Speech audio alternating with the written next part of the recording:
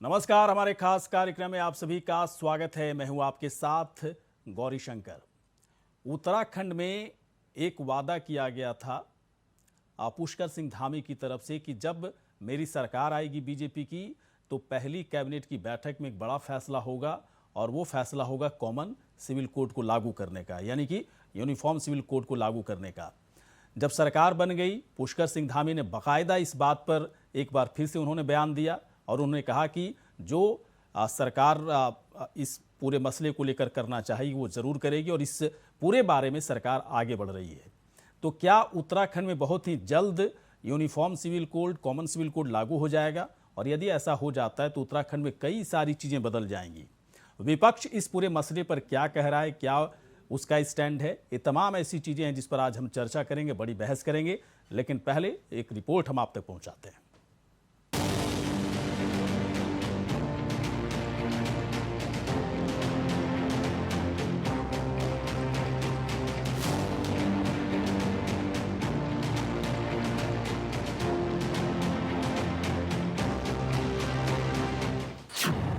धामी सरकार का आने वाला है बड़ा फैसला। उत्तराखंड में लागू होने जा रहा है ट्रिपल सी कानून। ट्रिपल सी कानून के लिए क्या देवभूमि है तैयार? कॉमन सिविल कोड को लेकर पूरे देश में बहस छिड़ी हुई है। बीजेपी की जहां भी सरकारें हैं वहां सिविल कोड को लागू करने की बात हो रही है। सीएम पुष्कर सिंह धामी ने अपने चुनाव प्रचार के दौरान कहा था कि बीजेपी की सरकार बनने पर पहली कैबिनेट में इसका फैसला होगा। और अब चुनाव जीतने के बाद भी इस मसले पर सरकार पूरी तरह से अडिग है। नई सरकार का गठन होने के बाद पहली कैबिनेट की आज मंत्रिमंडल की आज पहली बैठक हुई कि हमारी नई सरकार के गठन होते ही हम यूनिफॉर्म सिविल कोड उत्तराखंड के अंदर लेकर आएंगे। आज मंत्रिमंडल ने हमने तय किया कि हम जल्द से जल्द इसको लागू करेंगे और आज मंत्रिमंडल ने हमने सर्वसम्मति से प्रस्ताव ये पारित कर दिया है कि इसका ड्राफ्ट करने के लिए जल्दी ही हम कमेटी का गठन कर देंगे। माना जा रहा है कि कैबिनेट की बैठक में कमेटी बनाने पर जल्द फैसला हो सकता है सिविल कोड लागू करने को लेकर। लेकिन प्रदेश में सियासी सरगर्मी भी तेज बनी हुई है। हमने प्रथम कैबिनेट में जो घोषणा मतदान से पूर्व करी थी कि अगर हम पुनः सत्ता में आएंगे तो हम यूनिफॉर्म सिविल कोड लागू करेंगे, और आप ये देखिए कि जनता ने हम पे भरोसा जताते हुए पुनः विश्वास जताया, हम पर जनादेश दिया, अपना आशीर्वाद दिया।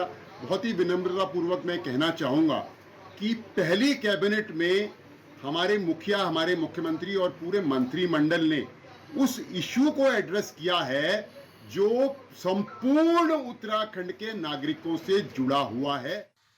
देखिए, उत्तराखंड की जो नई निर्वाचित सरकार है, धामी कैबिनेट की पहली बैठक, राज्य का बेरोजगार नौजवान सोच रहा था कि उसके रोजगार के संबंध में कोई सरकार घोषणा कर देगी। महिलाएं सोच रही थी कोई तोहफा मिलेगा, कोई महंगाई से राहत की बात सरकार करेगी। पूरे प्रदेश के अंदर अलग अलग वर्ग अपने अपने हित की बात सोच रहे थे, लेकिन राज्य की सरकार का पहली कैबिनेट का जो फैसला है वो उसकी प्राथमिकता यूनिफॉर्म सिविल कोड है। कॉमन सिविल कोड लागू हो जाने के बाद उत्तराखंड में काफी कुछ बदल जाएगा और धर्म आधारित कानून खत्म हो जाएंगे। सभी के लिए एक समान कानून लागू हो जाएंगे। आइए जानते हैं यूनिफॉर्म सिविल कोड है क्या। यूनिफॉर्म सिविल कोड का मतलब समान कानून। अलग अलग धर्म ग्रंथों और रीति रिवाजों पर नहीं होगा कानून। पर्सनल लॉ की जगह एक समान नागरिक संहिता कानून। अलग अलग धर्मों के लिए अलग अलग पर्सनल लॉ होगा खत्म। हिंदू विवाह कानून, हिंदू उत्तराधिकार कानून हो जाएगा खत्म।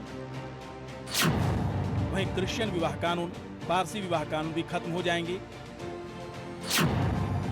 और शरिया आधारित मुस्लिम पर्सनल लॉ कानून की वैधता भी पूरी तरह से समाप्त हो जाएगी। धामी सरकार सिविल कोड लागू करने पर जल्द फैसला ले सकती है। विपक्ष इस मुद्दे पर खूब हो हल्ला करेगा, ये भी तय है। लेकिन धामी सरकार के मंसूबे पर देवभूमि की जनता ने मुहर लगा दिया है और बिना देरी किए इस कॉमन सिविल कोड को लागू कर दिया जाना चाहिए। अभय कैनपुरा, इंडिया वॉइस, देहरादून। तो मैंडेट मिला है जनता की तरफ से, प्रचंड जीत बीजेपी को मिली और चुनाव प्रचार के दरमियान ही ये वादा किया गया था पुष्कर सिंह धामी की तरफ से कि जब बीजेपी की सरकार बनेगी तो पहली कैबिनेट में बाकायदा इस पर फैसला लिया जाएगा, और इस वादे को धामी सरकार पूरा करती नजर आ रही है। कैबिनेट की बैठक में बाकायदा इस पर फैसला लिया गया, ड्राफ्ट कमेटी जल्द ही गठन किया जाएगा। चलिए क्या है इस मसले पर, दरअसल इस मसले को देवभूमि में उत्तराखंड में किस तरीके से, चाहे विपक्ष हो या फिर आम जनता किस तरीके से देख रही है, इसी पर हम लोग बहस करेंगे। डॉक्टर आरपी रतूड़ी जी इस वक्त हैं प्रदेश प्रवक्ता कांग्रेस पार्टी के। आरपी रतूड़ी जी, स्वागत है आपका। नवीन ठाकुर, प्रदेश प्रवक्ता बीजेपी के। नवीन ठाकुर जी, आपका स्वागत है। दीपक पांडे इस वक्त हैं प्रदेश प्रवक्ता आम आदमी पार्टी के। दीपक पांडे जी, स्वागत है। नवीन ठाकुर जी, मैं आपके पास आ रहा हूं।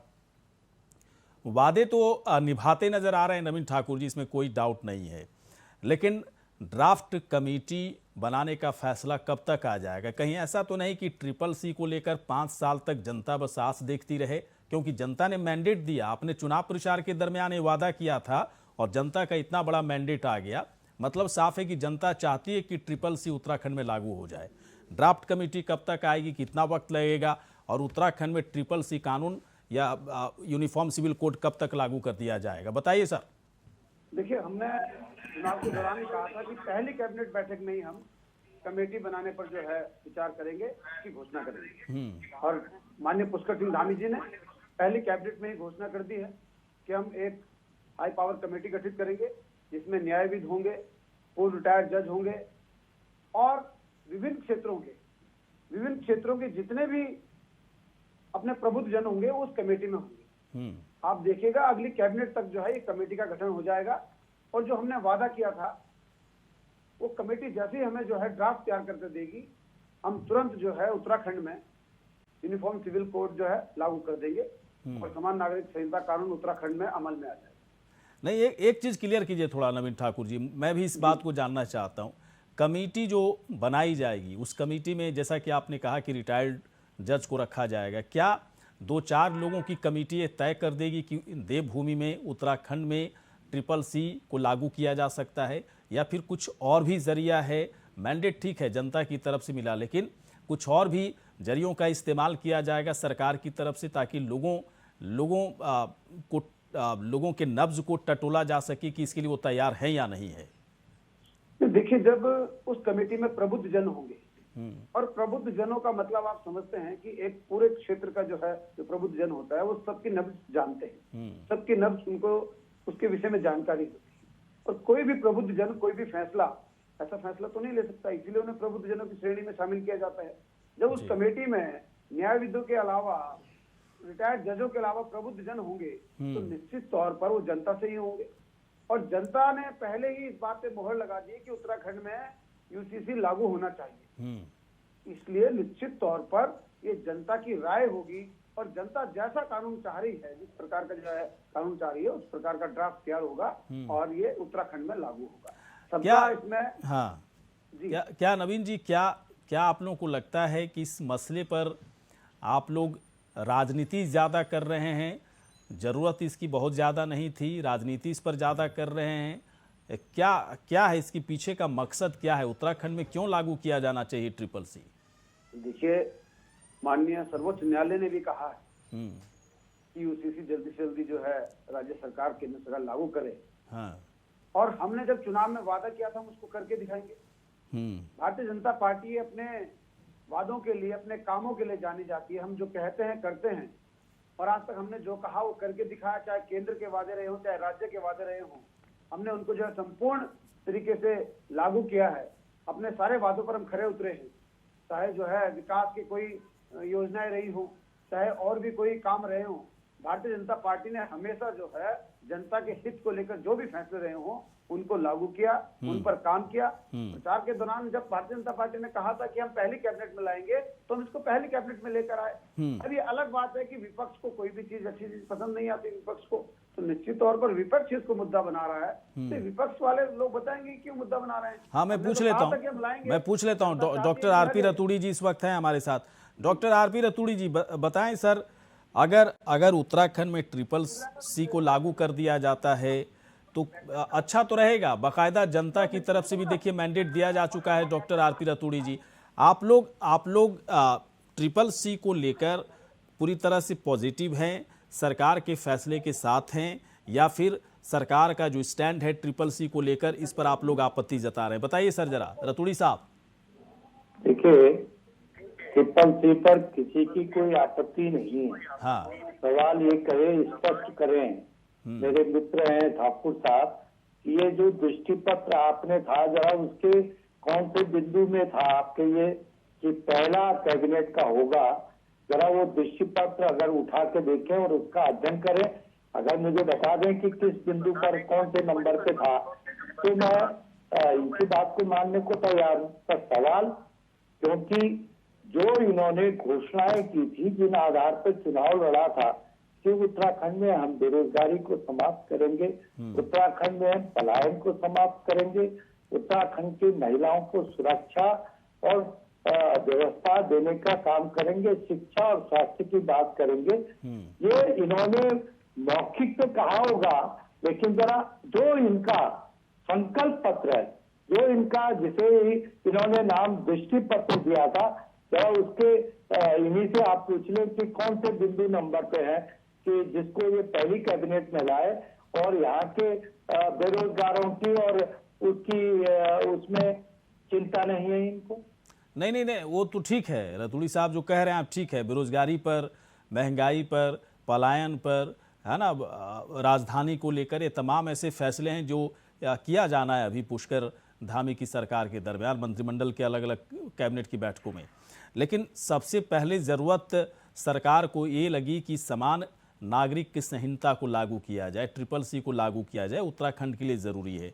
क्या कांग्रेस इस मुद्दे पर सरकार के साथ है या नहीं है? ट्रिपल सी को अच्छे तरीके से लागू कर दिया जाए उत्तराखंड में, कांग्रेस साथ है या नहीं? क्योंकि विपक्ष आप लोग हैं, मजबूत भी हैं, सवाल उठा भी सकते हैं और साथ भी दे सकते हैं। तो आप बताइए कि क्या करेंगे, आप लोग का क्या स्टैंड? बिल्कुल हम कह रहे हैं कि नियत इनकी साफ हो, हमें कोई दिक्कत नहीं है। आइए, हाँ, हम स्वागत करेंगे, बिल्कुल करेंगे, क्यों नहीं करेंगे। अरे समान नागरिक संहिता की बात होती है, उसका स्वागत किया जाएगा।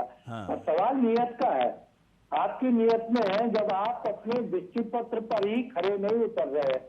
आप मुझे बता दीजिए, मैंने तो कहा न, प्रश्न किया कि दृष्टि पत्र के कौन से बिंदु पर ये था कि पहली कैबिनेट में हम ये करेंगे, तो ये हम मतलब आप रतूड़ी साहब आप ये कह रहे हैं, आप रतूड़ी साहब ये कह रहे हैं कि दृष्टि पत्र में, केंद्र सरकार ने, माननीय आदरणीय मोदी साहब ने 2014 में भी कहा था समान नागरिक संहिता की बात।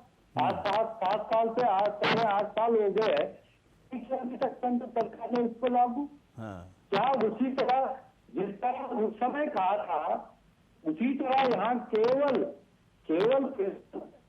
ध्रुवीकरण करने का और तो इसमें ध्रुवीकरण कहाँ से आ गया रतूड़ी साहब? ये तो बहुत अच्छा है। अब हिंदू हो या मुसलमान हो, ईसाई हो, पारसी हो, सिख हो, सब बराबर। तो इसमें ध्रुवीकरण वाली बात कहाँ से हो जाएगी? अगर ध्रुवीकरण करना होता तो मुझे लगता है कॉमन सिविल कोड लाने से बीजेपी बचती। फिर जो है ध्रुवीकरण करने की अगर बात होती, ये तो सभी लोगों को समान अधिकार देने की बात है, सभी लोगों को समान कानून के अंतर्गत लाने की बात है। यहाँ पर तो ध्रुवीकरण को खत्म करने वाली बात है। नहीं किया हमने, तो इनकी नियत पर हमने कहा, हमने कहीं कतई भी विरोध नहीं हमारा, हमारी इनकी नियत पर है कि अपने दृष्टि पत्र का अध्ययन करें। उसने किस बिंदु पर ये पहला रखा था कि हम पहली कैबिनेट में लेकिन आप लोग कभी भी कांग्रेस पार्टी के बारे में कहा भी जाता है कि यूनिफॉर्म सिविल कोड को लेकर, कॉमन सिविल कोड को लेकर कांग्रेस पार्टी कभी भी गंभीर नहीं रही। अब जब बीजेपी गंभीर हो रही है तो ठीक है, आप कह रहे हैं कि आपत्ति नहीं हम जता रहे हैं, लेकिन व्यवस्था में अगर केंद्र ने इस कानून को बना दिया गया होता तो अपन लागू न कर देते। क्यों ईमानदारी नहीं दिखाई? कांग्रेस कहाँ आड़े है? आप बहुमत में केंद्र में, आप वहां पर लाए तो क्यों नहीं लाए? अब तक 7.5 साल हो गया, जो पूरे देश में लागू हो जाता आप लाते ना। तरह आपकी इच्छा शक्ति नहीं है, केवल आप ध्रुवीकरण वर्गीकरण करने का आपकी नियत है। मैं समझ नहीं पा रहा हूं कि इसमें कहाँ ध्रुवीकरण है। चलिए मैं आता हूं थोड़ी देर के बाद। दीपक पांडे जी इस वक्त हमारे साथ हैं, आम आदमी पार्टी के प्रवक्ता। दीपक पांडे जी, आप खुश हैं या थोड़ा सा लग रहा है कि अब तो हम लोग तो एक भी सीट नहीं जीत पाए, अब क्या हम लोग विचार रखें कि आपको यूनिफॉर्म सिविल कोड लाना है नहीं लाना है? अभी तो संगठन में इतनी खींचातानी चल रही होगी, उसी को समेटते समेटते आम आदमी पार्टी की सुबह से शाम कब तक हो जाती होगी पता ही नहीं चलता होगा। धामी सरकार क्या फैसले ले रही है, आप लोग नजर बनाए रखते हो या नहीं रखते हो? नहीं, बिल्कुल नजर रहती है, बिल्कुल हम लोग अपडेट रखते हैं। और पहले तो बहुत बहुत बधाई हो नवीन ठाकुर जी को, इनकी पूरी सरकार आई है। हाँ। हमें सम्मान करना चाहिए अपने सभी साथियों, क्योंकि ये प्रदेश बीजेपी के जो हमारे सभी साथियों के साथ सभी लोगों का सबने पूरा मैंडेट इनको दिया है मिलकर के। बिल्कुल सही बात और जनता के दिल में जगह बनाए हैं, ये इनके बधाई के बहुत बड़े पात्र हैं सब लोग। और हमारा कांग्रेस विचारधारा से मतलब ये नहीं है कि हम किसी को भी गलियाते रहे, कुछ करते रहे। हमारा काम है, हमें उत्तराखंड को सजाना है, हमें उत्तराखंड को बनाना है। जहां भी हमारी सहयोग की जरूरत होगी हम बिल्कुल इनके साथ कदम से कदम मिला के चलेंगे। हम लोग विपक्ष की भूमिका में हार जीत लगी रहती है, एक पार्ट है, ऊपर नीचे आना जाना लगा रहता है। पंजाब में भी हमने अच्छी अपनी जगह बनाई है, हम लोग इतने खुश भी नहीं है। और हमने यहाँ पे कहीं ना कहीं अपनी सीट नहीं बना पाए तो इतना नाराज भी नहीं है, क्योंकि हमें काम करते रहना, ये तो सदियों तक चलता रहना है। जब तक भारतवर्ष है, जब तक हमारे और साथी हैं, पार्टी एक विचारधारा है, हम लोगों को विचारधारा से काम करना है। हम रहे ना रहे ये तो चलता रहेगा ना सब जगह सर। और ये है कि काम समाज के लिए होना है। अब आज नवीन ठाकुर जी के पास ये मौका है, इनकी पूरी टीम के पास है, धामी सरकार के पास है, ये बधाई के पात्र है। अच्छा काम करेंगे, एक अपनी आइडेंटिटी बनाएंगे, पूरा उत्तराखंड में एक नई पहचान बनाएंगे। कभी आने वाले समय में किसी और को भी सरकार को जब भी मौका मिलेगा वो भी अपने हिसाब से काम करेंगे। हम कहेंगे अच्छा काम करें सब लोग, और हम इन लोगों के साथ बहुत अच्छा कदम उठा रहे हैं। और हम ऐसा क्यों लगता है दीपक पांडे जी, जब चुनाव का वक्त था, आप लोगों से बातचीत होती थी तो ऐसा लगता था कि आप लोग अपनी जबान से आग उगल रहे हो, है ना, बीजेपी के खिलाफ मेरी कभी नहीं आग उगल रहे मेरे सामने हो, और बैठे दोनों हाथों में तलवार लेकर के बैठे हो कि बस जब मौका मिलेगा सिर काट देंगे बीजेपी का। लेकिन एकदम से देख रहे हैं यू टर्न हो गया आप लोग का। आप तो ऐसा लग रहा है कि सामाजिक कार्यकर्ता की तरह बात करते हो, समाज के हर मूल्यों को वैल्यू देने का काम करो। अच्छी बात है दीपक पांडे, ये बहुत सर। मैं देखिए सर, मैं आपकी बात का जवाब दे रहा हूँ। देखिए हम लोग एक पार्टी के साथ, हम लोग एक विचारधारा के साथ हम लोग सामाजिक कहीं ना कहीं से जुड़े हैं, तभी लोग पार्टी से जुड़े होते हैं। अगर जब तक आदमी सामाजिक नहीं होगा पार्टी से नहीं जुड़ पाएगा, वरना हर आदमी को अपनी रोटी कमानी है, अपना कुआं खोदना, अपना पानी पीना वाला हिसाब है। लेकिन हम लोग सोशल वर्कर के साथ हम लोग पार्टी की विचारधारा से हैं। लेकिन पार्टी की विचारधारा का अर्थ ये भी है कि अच्छे कामों की सराहना करे। कल हम भी कोई अच्छा काम कर रहे थे, वो भी हमारी सराहना करेगा विपक्ष कल के दिन। पंजाब में हम भी बैठे हैं कहीं ना कहीं, अगर हम गलत काम करेंगे क्यों नहीं उठाएंगे वहां पे अकाली दल वाले, बीजेपी वाले, कांग्रेस वाले? चलिए ठीक है सर, एक अच्छी बात है उत्तराखंड के नेताओं के लिए डैमेज कंट्रोल करने के लिए। अब देखिए दो बहुत जरूरी पॉइंट मिल गया। पहले आप लोग दिल्ली मॉडल की बात करते थे, वो अब आप लोग पंजाब की ही बात करने लगे हो। ये अच्छी बात है आप लोगों के लिए। अब कहने के लिए कम से कम एक की जगह 2 पॉइंट हो गया कि सिर्फ दिल्ली नहीं, केजरीवाल मॉडल नहीं, बल्कि अब पंजाब और भगवंत मान मॉडल की भी चर्चा आप लोग करते हैं। उत्तराखंड में कब मौका मिलेगा, ये तो बड़ा मुश्किल सवाल है, मेरे लिए मुश्किल सवाल भी है, मैं पूछूंगा भी नहीं आप लोगों से। नवीन ठाकुर के पास आते हैं। नवीन ठाकुर का दौर है, हम भी करेंगे बिल्कुल। नवीन ठाकुर जी के पास आते हैं। ठाकुर साहब एक बात बताइए, ये common civil code, uniform civil code लागू होने से क्या हो जाएगा? उत्तराखंड में कुछ आमूल चूल परिवर्तन हो जाएगा?